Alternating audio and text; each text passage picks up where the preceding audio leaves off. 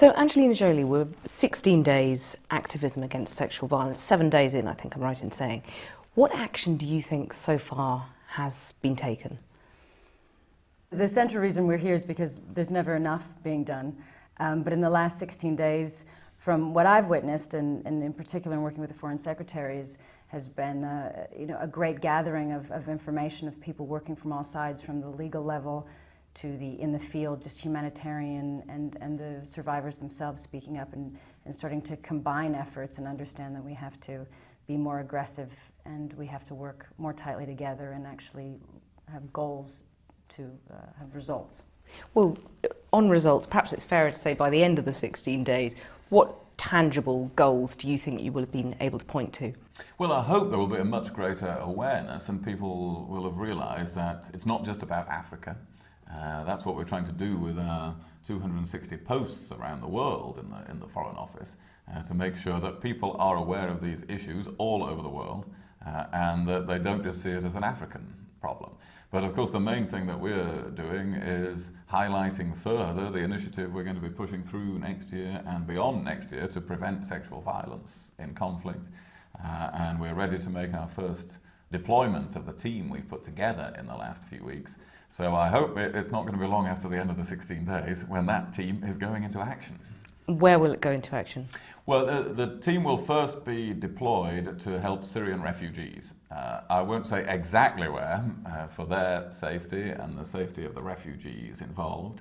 This is a team of 70 people that we've assembled, doctors, lawyers, forensic experts, psychologists, and they will have their first deployment to help Syrians fleeing the conflict, which has included sexual violence and rape as a weapon of war, to train local health professionals in medical documentation, forensic documentation of what has happened so that prosecutions can one day take place. And then there will be further deployments over the coming year. Well, you've been to many war zones. Do you think it's realistic in a war zone, in a war situation, to deploy a team in this way and actually gather evidence? Absolutely. I think it's I think it must be done. I think it's I work a lot with refugees, people who are internally displaced, people who have just fled from conflict. I was in the Syria conflict particularly recently on 4 different borders, and you meet the people the moment they cross and they immediately want to start talking. They want to know what's happening to their future, they want to participate, they want to put on record what's going on in the country, they want things not to be missed, and they want to know that one day they'll be able to go home and there will be accountability.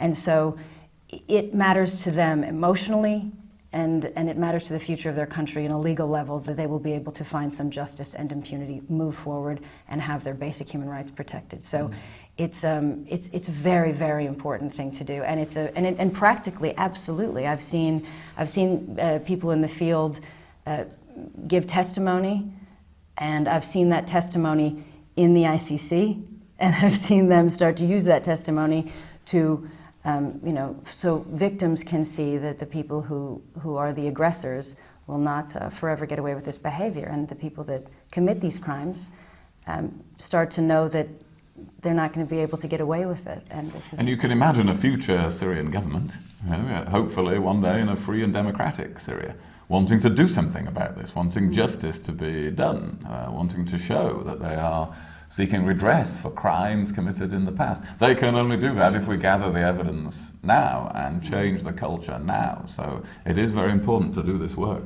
How high can you aim, though? I mean, if you look at the Bosnian War, for example, a handful of people prosecuted, convicted after that for war zone rape. How tangible can your achievements be? I mean, it's not realistic, is it, to end war zone rape, however laudable that might be? Well, Bosnia itself, it was the first time that rape was determined a crime of war, a crime against humanity, and it set a new bar. So unfortunately, with all of these crises, it's small steps, too small, but we can see that justice is it's on the horizon. Things are being done, and I think especially particularly in Bosnia, is one of the countries that we've both worked very closely together on and have been speaking about, and if I can say, you can edit it if I can't, but that there will be a deployment there. And what I find is so interesting about this particular initiative and these deployments is we're not forgetting those countries that have gone through these conflicts. It's to go back to the countries like Bosnia where there are backload cases that need to be addressed, cases where there has been abuse on all sides, and help them to address it so it's part of their moving forward and understanding and addressing what happened and seeing results for the victims. But also, going into countries where people it's fresh and it's new, and then also going into countries where you're working on their future constitutions and them understanding, how they're going to, whether it be Libya or wherever it be, to understand what's happened in the past and the future. So we're not ignoring any one of the situations. Well, talking about where this is happening now, it's really a kind of cruel coincidence of timing, isn't it, that the trouble in the Congo has sort of flared up at just the moment you're really stepping up this campaign. Is there a sense, do you think, that the M23 rebels, when they marched on Goma, that the UN really stood by and failed in its duty to protect those civilians, some of whom were being raped? Yes, well, certainly they weren't protected well enough. I don't think we can say the UN stood by. The UN Security Council has been very clear about this, and the pressure. But the UN troops were there, and they failed to protect those people. But without the strength to do what is necessary, as we have so often seen in so many of these conflicts. The pressure is intense from the United Nations, from the British government as well, on the governments concerned, and we've illustrated that pressure, actually the Development Secretary, by suspending the budgetary aid to Rwanda just yesterday. And that pressure is intense on DRC, on Rwanda, on Uganda, now to make sure that some order is restored and that those countries work together. There are important negotiations in Kampala coming up, and now we want to hold all those countries to the commitments that they have made and to end support for the M23 rebels. But long after that is over, if it can be over, there will still be this very important work to be done. People in that region of Africa have suffered terribly from war and from rape as a weapon of war. So the DRC will be one of the countries that we want to give a lot of attention to as part of this initiative as well. But as a UN envoy yourself, are you dismayed that the UN troops weren't there in sufficient numbers to protect civilians? It's a very, very complex situation, and I know in particular I reached out to UNHCR, and we talk often about daily on reports what's happening, and I know that that the team there for UNHCR is extremely frustrated that they can't access the people. They can't get to the internally displaced people because of the violence until there's a ceasefire, they actually can't reach them. That's a particular part of the UN that brings aid relief and is able to be present, and they can't get there. The practicalities are terrible. And of course the area we're talking about, enormous, the numbers of troops very small, the support from neighbouring states not there. So all of these problems are present there, and the leadership has to come from within the region to sort this out, but the pressure to do that, and if necessary resources to help to do that, have to come from the rest of the world. And the rest of the world let the Congo down on this? Well, in Britain we've again just announced £18 million of additional aid to help people, to help the humanitarian crisis in eastern DRC, some of which will help women and children affected by sexual violence. So I think that shows the rest of the world is prepared to step up to the plate here and is prepared to do what is necessary. But most important of all, we need Rwanda, Uganda, DRC to work very closely together on this. You've been to many war zones, Darfur, Iraq, Afghanistan. I've missed many, I'm sure. What did you witness there on this particular issue of rape in the war zone that really sort of inspired you to back this campaign? Well, for me, this campaign came about we came together on a film I'd worked on that. In the Land of Blood and Honey. The Land of Blood and Honey, which came from these years in the field where I had continued to meet victims of sexual violence who, had just seen no justice and had felt isolated and abused and abuse upon abuse because they felt ignored, and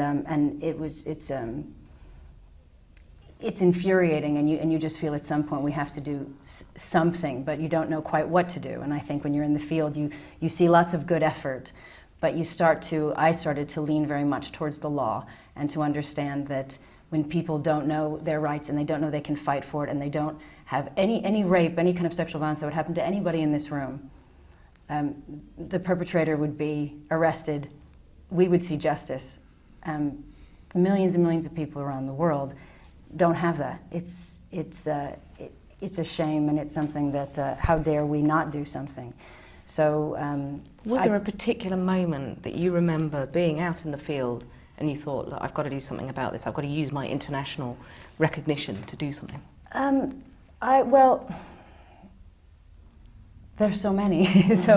But I'm particularly on Bosnia. I spent some time in the region with the UN, and I was very confused by the conflict. I didn't quite understand all the moving pieces, and I wanted to learn more. And so I decided I would take some time, and I would use the goal of writing a script, never planning on showing anybody, but something that would be, how could you get somebody from this side and this side? How do they end up wanting to kill each other? How do they end up abusing each other in such a way? What happens to human beings? So it was kind of a personal exercise for me to do that. In doing so, I learned about the war. I met many of the victims, and many of the victims were, of course, victims of sexual violence. And so the story, particularly of that country and the history of sexual violence in that war, was so shocking and so emotional for me, because I couldn't help enough, I couldn't do enough, and I couldn't quite put my head around how it happened. And so I knew that that had to be the story. And then so in telling the story and in working on the film, I continued to work with these people, and I continued to learn more, and you know, so it was helping to give them a voice and trying to understand myself what more needs to be done to assist them. And this film is one of the inspirations behind the British government's campaign. You know, it's so good, it's so clear, it's so horrifying. It brings to life the statistics. We all know the statistics. So, well, 50,000 people raped in Bosnia, 64,000 we think in Sierra Leone, 400,000 maybe in Rwanda. But I think what Angelina achieved with the film was really to bring that to life, so that it's not just something that's out of mind and out of sight. It removes anybody's excuse for not doing anything. Right from the top, it's really, you know, it's horrifying, and it's very graphic. It doesn't hold back. It doesn't sort of cover up what really happened. I mean, presumably that was part of your aim, was to really tell the truth about this to the world, was it? Absolutely. Well, there's no light way of showing these kind of situations, and also, you know, the entire cast of the film was in some way affected by the war, and they had family members who had been physically abused themselves.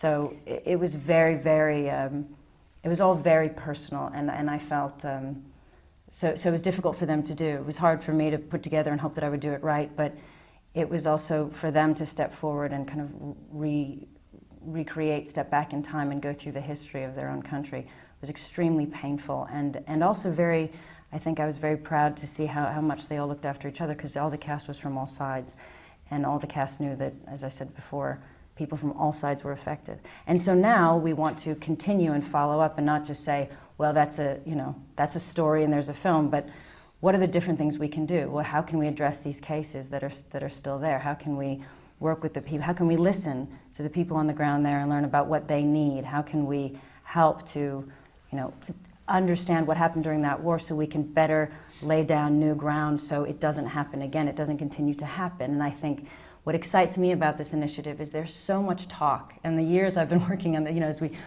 there's just so many different, there's a lot of goodwill, and there's a lot of well-intended people who are doing so many great things, but there's a lot of bureaucracy. But there's a lot of bureaucracy, and there's a lot of talking, and it just, and when we first started to speak about this, and I learned about the initiative, it wasn't about, you know, how we can gather together and talk. It was something very practical that had to be done. There will be an absolute, you know, there's people on the ground, there are things being done, there will be results, it will move forward, and that for me was such a relief, because as you said, I have worked with the UN for a long time, and there are many wonderful people working there, but it is very frustrating to get all the pieces together, and to get something really concrete is very difficult, and this is concrete. So some people might be a little bit cynical seeing you sat sat there next to a major Hollywood star. What do you think Angelina Jolie brings to your campaign? Well, Angelina was instrumental in the campaign because, as I mentioned a moment ago, her film about what happened in Bosnia was certainly to me one of the main motivating factors in getting this campaign going. But of course, Angelina brings her experience as an envoy of the UN High Commissioner for Refugees, having visited so many countries, and the ability to mobilize opinion and to attract attention to these to get things. it talked about. And that's one of the things that we have to do. This has been a subject that for too long has been not talked about. It's taboo in some countries to talk about it. It's not been the main focus of attention, even in countries like our own, in international affairs. And for that to change that, we do need governments to do things, and we're going to be doing a lot over the coming year. But we also need people outside government who are prominent in public life or who are running charities and NGOs. We need their activity across international boundaries so that we mobilize public opinion, not only here in the UK, but in many other countries as well. When it comes to somewhere like the DRC, for example, though, how do you react to the criticism that there's something a little bit uneasy, a little bit patronising about white Westerners sort of helping Africa? Well, it's not just, this is the point, it can't just be, it mustn't just be white Westerners. And indeed, the UN Secretary General's special representative on this, Mrs. Bangura, is a former foreign minister of Sierra Leone. You know, leading figures in this must be from Africa as well. Do you think we're in a position to preach, though, given that, you know, we're active in Afghanistan at the moment, you know, potentially, arguably creating the conditions that lead to war zone rape? I think we mustn't preach, and by the way, we're in Afghanistan to protect people and to bring to an end what they were subjected to. But of course, we mustn't preach to people. We must mobilize the opinion of the world and make people aware of this, and then show that governments working together and with people outside government can take actual actions. This is the exciting thing about it, as Angelina's just been saying. We can assemble a team, as we have in the last few months, and deploy it, and it can make an actual difference, which is what we're about to do. When we bring the G8 foreign ministers together here in a few months' time, I'll be asking all of them for their countries to take part in this in some way, to take their own actions coordinated with us, to end sexual violence in conflict. We want to agree a new international protocol on the prosecution and investigation of these crimes, which will affect how countries all over the world behave, but it will also create an expectation all over the world that this is not something you just turn a blind eye to, that this is not something you can get away with. And so the opinion of millions and billions of people starts to move. And we're one of the few countries in the world that can achieve something like that, so we must do it. And when you hear people's stories repeatedly over the years, as you have done, obviously their world is so far removed from you know, the world that we all inhabit. How do you empathise with what you're hearing? Well, I mean, it's impossible not to have empathy when you meet people who have suffered through so much. And I've been I know how fortunate I've been in my life. My children are healthy, they're safe. You know, I've been protected from sexual violence in my life, and I hope my children are. And I have the means, you know, and the strength, and I live in a country where I should be able to protect them from that, I hope. You approach it from quite a maternal perspective in a way. Absolutely. And just as a human being, you know, I mean, we all do different things for a living, and we all do, but but this is part of just what it is to be. How can we live in a world where people are abused in such fashions, where young, you know, girls and boys are being raped so violently? How can you sit across from them and not feel that we all have to protect them, and that we don't want to live in a world where that's okay, and that they will be repeatedly abused, and we're not doing anything to stop it and prevent it.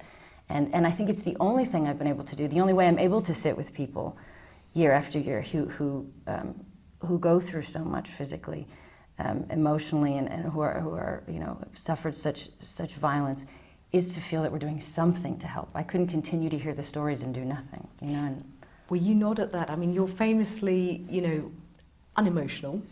Are you famously Yes. That's very serious. Am I famously emotional and you're famously unemotional? I wasn't saying you were famously emotional. That's why we're a combination. But I mean, even you have been, even you, I say, okay, you've been moved by what you've heard. But I mean, that. Yes, absolutely. Yes. No, I always think it's the job of the Foreign Secretary to keep a cool head when everybody is being whatever they're being. Not that you don't have a cool head. Around you. But when you meet, as I've met, survivors of rape in Darfur, and a few weeks ago I got together with survivors of these terrible experiences in Bosnia as well, then really you do think this is one of the worst things happening in the world today.